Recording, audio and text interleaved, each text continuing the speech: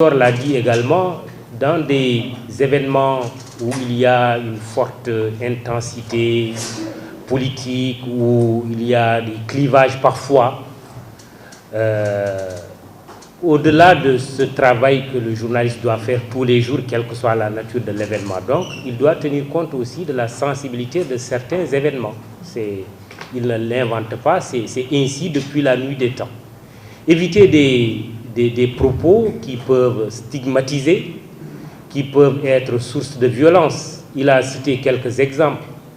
J'en ajouterai peut-être quelques-uns. Quand on dit X détruit Y, alors qu'il s'agit simplement de dire X contredit Y. Est-ce qu'on a besoin de dire X détruit? Ça n'a pas de sens, et je crois que le journaliste professionnel doit effectivement éviter d'utiliser certains termes. On dit aussi dans notre métier que les faits sont sacrés. Il faut donc s'en tenir à la sacralité des faits, ne pas les déformer, mais on ajoute aussi que le commentaire est libre. Le journaliste peut commenter des faits, mais il doit le faire, certes en toute liberté, c'est l'autre objet de cette déclaration, il doit être libre, mais il doit être responsable. Être responsable, moi je donne quelques exemples. Les aînés ici présents peuvent même nous donner peut-être un cours là-dessus.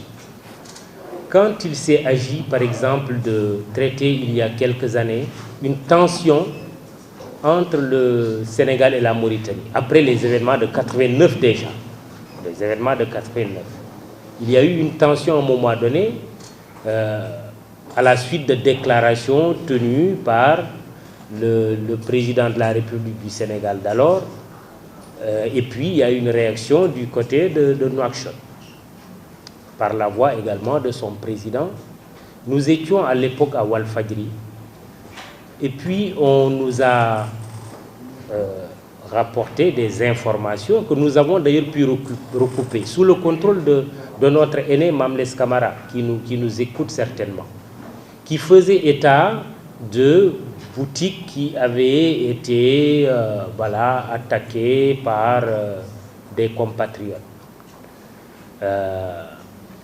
Nous avons échangé en réunion de rédaction, et puis nous avons décidé, compte tenu de la sensibilité des informations, non pas pour nous censurer ou nous autocensurer, mais de faire en sorte que si nous devrions donner de telles informations, qu'elles ne soient pas source de tension encore, comme vous le savez, peut-être vous êtes un peu plus jeune, à l'époque, les événements de 89 entre le Sénégal et la Mauritanie, les Rokhaya est là, Bahoum est là, Safili est là, et bien d'autres.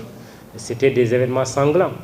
Donc, quand on sait qu'il y a des informations qui peuvent exposer des vies, il faut les traiter avec beaucoup de responsabilité, d'où donc le troisième objet de cette déclaration, à savoir que le journaliste, une fois qu'il est professionnel, étant libre, il doit également exercer ce métier dans un esprit de responsabilité.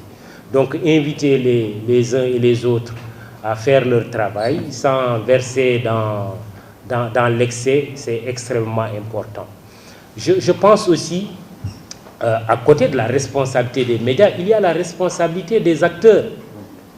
Les acteurs politiques doivent également éviter des discours violents. Parce que la violence, elle est certes physique, mais la violence, elle est également verbale. Et la violence verbale peut entraîner la violence physique, mais la violence verbale peut également blesser. Je crois que les acteurs politiques, de quelque bord qu'ils se situent, doivent également faire preuve de responsabilité, comme nous venons de le dire à propos des médias. Mais l'autre responsabilité, ce sont les pouvoirs publics. Je crois que nous devons dépasser ce niveau de démocratie, parce que je crois que le Sénégal est bien un pays démocratique, même si la démocratie n'est jamais parfaite. On doit dépasser ce niveau dans une démocratie où dès qu'il y a un événement, aussi petit soit-il ou aussi grand soit-il, qu'on s'en prenne aux médias, aux entreprises de presse, qu'on saccage des biens, qu'on violente des journalistes, des techniciens de la communication, donc des professionnels des médias. Et ça interpelle la responsabilité des pouvoirs publics qui doivent assurer la sécurité de toutes et de tous. Et je crois que les journalistes, les techniciens, donc tous les travailleurs des médias font partie aussi, je crois, des citoyens de ce pays à qui on doit sécurité et bienveillance. Et je crois que si chacun joue son rôle, si chacun fait preuve de responsabilité sans compromission, parce que tout à l'heure tu l'a dit, censure, non, il ne faut pas du tout parler de censure. Il ne s'agit pas